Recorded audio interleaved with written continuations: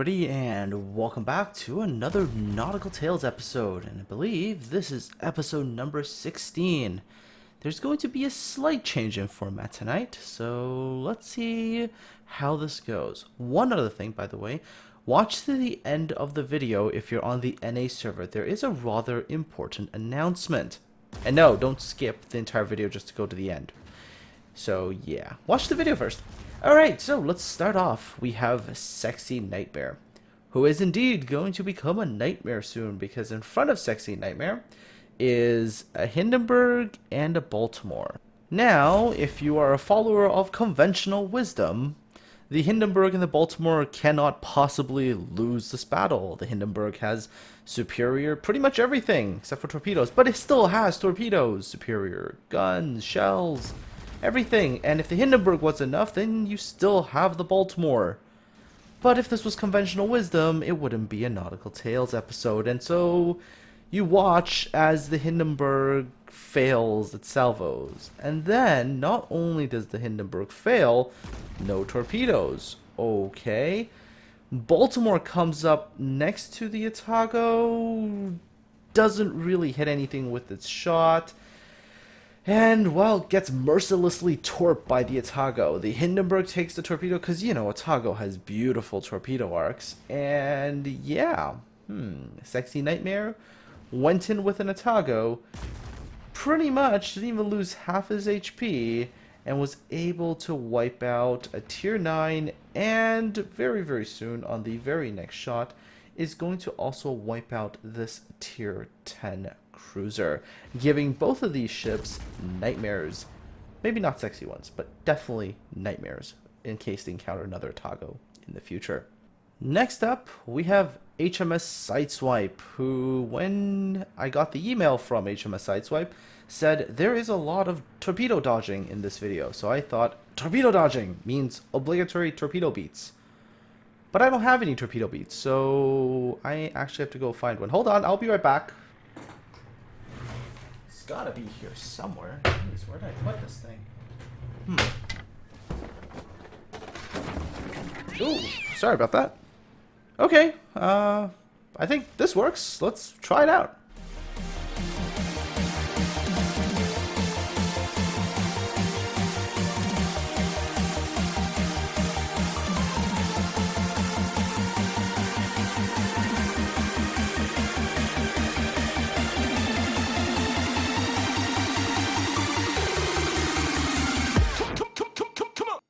And so we move on from the amazing dodges to, well, the instant deletions, and go figure, the instant deletion would be Huntyman playing the low pen machine, the Yamato, targeting the poor unintended victim, the Montana, who's always like the victim for the Yamato. And of course RNGesus, take a look at those two shells, like where are they going? But then look at those ones, super, super, super tight. Multiple holes rammed into that citadel. That's right, 72,000 damage. 5 citadels, and the Montana got deleted. Of course, some Montanas actually do fight back. So you have Kelorn here, who's in a Montana, up against the evil arch nemesis, the Yamato. Except this Yamato is being sailed by a potato who is presenting that beautiful broadside. And of course, in that situation, Montana does absolutely fine, but the minute the Yamato decides to get angled, just that teeny tiny little bit, the Montana begins to go from shooting really heavy armor-piercing shells to shooting marshmallows. 8 hits for 7,000 damage. And then look, low pen machine, 14,000 citadel. Oh, yeah, the Montana, she's one of those ships you kind of have to love. She tries hard every single battle, but yeah, just gets kicked around by the low pen machine. Nothing you can do, even potatoes can absolutely ruin your day. Still, Kelorn does get lucky, because I mentioned earlier, Yamato was indeed a potato. Gave him another broadside, and that was the end of the Yamato's day. Next up, we have the story of Captain Stutter, who is in command of this New Mexico. And there's an enemy New Mexico in front of him. And his entire crew is shouting, "Captain Stutter, sir! Fire our guns at the enemy! We have armor-piercing loaded!" But Captain Stutter replies, "Laddies, guns are for cowards! Bring us closer! I want to fight him with my sword!" And the enemy New Mexico's captain thinks the exact same thing, except sadly, well, he's foiled by a sinking Arpeggio ship. Darn those girls, they don't fight by the rules. Oh well, the two captains wave at each other as they pass by, and sadly, the sword battle never occurred on the high seas that day.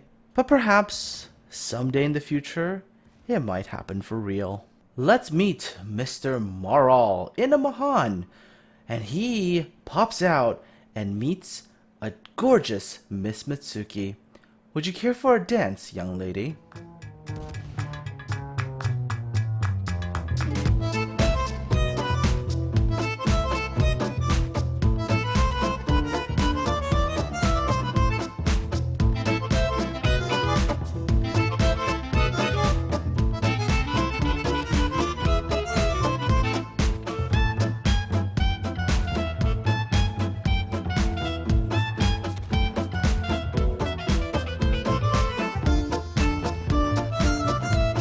Aw, she left the dance. I wonder who else is around at this time. Ooh, look, a Russian beauty.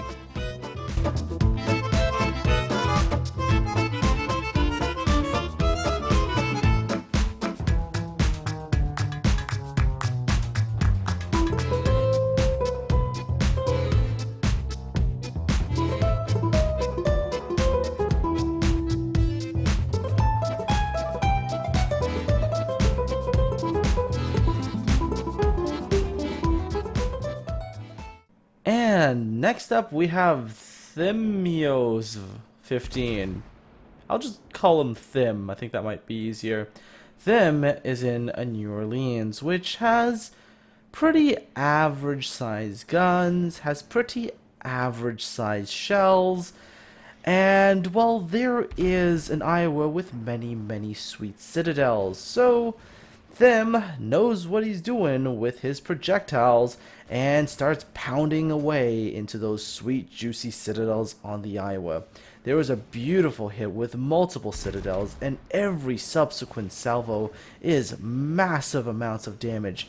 The Iowa cannot believe what is happening, is in total shock as Thim closes in, gets the last remaining salvo to load, rams it into the very juicy citadels, and secures himself the Iowa kill. Remember, it's not about size, it's knowing what you're gonna do with it. And if you thought anything dirty, shame on you. This is a game of warships, nothing dirty there. Next up, we have iCarlee in a Yamato. And take a look at the map. There's no friendly destroyers on this cap. There is smoke present on this cap. Conclusion, there are enemy destroyers on this cap. Yamato doesn't care. Yamato goes where Yamato wants, says iCarlee. Nukes the Baltimore on the way in. So, kill secure number 1. But oh boy, there is the Gearing and the Kagero. Well, this is not going to end well. I mean, any one of those destroyers can send enough underwater explosive combat dolphins to absolutely ruin your day. But then again, you know, the Yamato is a very durable ship. So the Gearing tries. Torpedo the Yamato! And there goes. But gets killed by secondary guns. Successfully torpedoes the Yamato. Yamato hasn't sunk. Kagero tries to torpedo the Yamato. Also gets killed, but does manage to get off some torpedoes. Torpedoes the Yamato again, and then torpedoes it until it sinks. Good job, iCarlee, for getting 3 kills in a ridiculously short period of time against ships that you shouldn't have been able to win against. Next up, we have a replay from Kohnar on the Two Brothers map. And every single time someone sends me a Two Brothers replay, I sit there and I go, did somebody try a mid-rush again? And in this particular case, the answer is yes, the enemy tries a mid-rush. And then you watch this entire clip from beginning to end, and you realize that there's a very important lesson. you can totally suck. And your team can totally suck. But you can still win if the other team sucks more. So this enemy team who's just YOLOing ships into this choke point is obviously going to get decimated. And yeah, I mean, that's the Hatsu, the York is up here, there's an Omaha up here. Soon enough, you'll see another ship. I mean, if you look at the mini-map, there's another ship that's coming as well. The enemy team sort of fails by not bringing any really heavy hitters. They just bring lighter ships like cruisers and destroyers. But then it's not like Kohnar's team does anything smart either. The Omaha goes full broadside to attempt to torp a destroyer when he could have just, oh, I don't know, stopped his ship, aimed his forward guns, and then dropped HE on that destroyer. Probably would have killed him faster. And then Kohnar in a gigantic New Mexico fires HE. Oh boy. I mean, AP would have been so much more efficient, but that's okay, because lesson in warships. You could make every mistake possible, and the enemy team just has to make one extra mistake, and you'll win. And then you take a look at their York. He basically comes up, gets stuck behind a sinking, and where was that Cleveland aiming that shot anyways? The York gets stuck on the sinking hull. The Omaha gets torpedoed. The York dies. The Omaha then tries to YOLO up. Don't know what this Omaha is trying. I mean, it would have been better if they just went for rams, I think. But there's so many dead ships that I don't even think ramming is possible.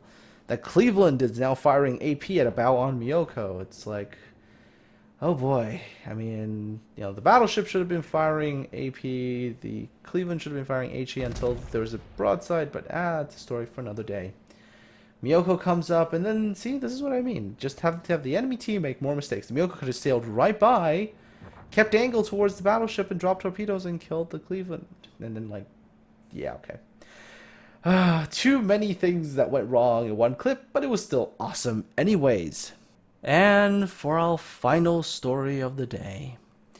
In a land far, far away, in a part of the world called Fault Line, there lives a legendary ninja Lanta master named Ching.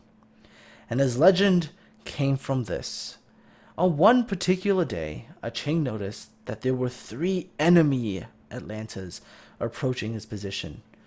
Knowing the strengths of the Atlanta, readies his torpedoes, readies his armor piercing, and just at the perfect time, reveals himself like the ninja master he is. Lines up his torpedoes. Doesn't even need the prediction line because that is for the trainees and the rookies. Gets the torpedoes off, brings his guns to bear, and starts hammering that AP into the enemy Atlantas. The enemy Atlantas are caught by surprise, unable to do anything to retaliate, and their ships get just absolutely demolished. The shots connect, the torpedoes connect, and 2 Atlantas in no time at all have gone under. The third looks in horror as his comrades have abandoned him and have left for Davy Jones's locker, and without doing anything at all, gets melted and sent to the bottom. And just as quickly as Ching has appeared, pops behind the island, poof, like the ninja master he is, disappears. And that does it for all the replay clips. So let's move on to the news. And these are, actually there's 2 really important pieces of news actually today. And one of them just sort of came up as I was making this video. So first up, of course, if you play on the NA server, this is an amazing opportunity, by the way. ShipComrade.com is celebrating its 1-year anniversary. ShipComrade is the oldest World of Warships oriented sort of community website out there, and run by amazing people with great articles. And they're having a 1-year celebration, and they're going to be doing it Tuesday, June 21st, 7 p.m. Eastern on my Twitch stream. And they're going to be giving away Fujins, Mikasas, and even an Emperor Nikolai. And the Emperor Nikolai, for those of you who don't have it, this is a ship that Wargaming has deemed way too overpowered and will never sell it again. So this is probably one of the few chances you'll ever have to grab one on the NA server. Also, I'm going to be putting a Twitter link in the video description below. It's a tweet retweet that. I think if we can get more retweets, we might be able to get Wargaming to give us a few more ships to give away. So, let's try for it. I mean, it's all in the video description below. Anyways, folks, I hope you enjoyed this slightly altered version of Nautical Tales. Let me know what you all think in the comment section below. Aside from all that, I hope you all have a fantastic day, and I'm looking forward to talking to all of you again soon.